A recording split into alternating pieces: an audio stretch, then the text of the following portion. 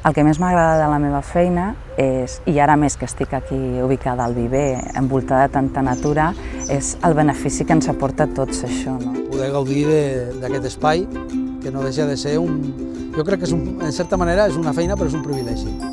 És una feina que fem per tots i és el jardí de tots.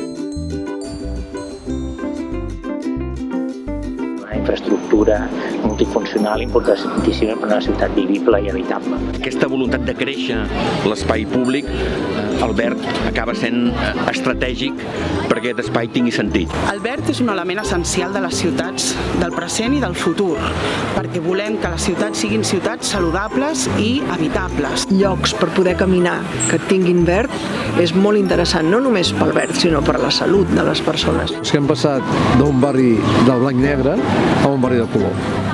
I això ha sigut una experiència superagradable. Jo convido a tothom a visitar aquesta exposició, a fer-se la seva i ajudar-nos a seguir construint aquesta ciutat més verda i més saludable.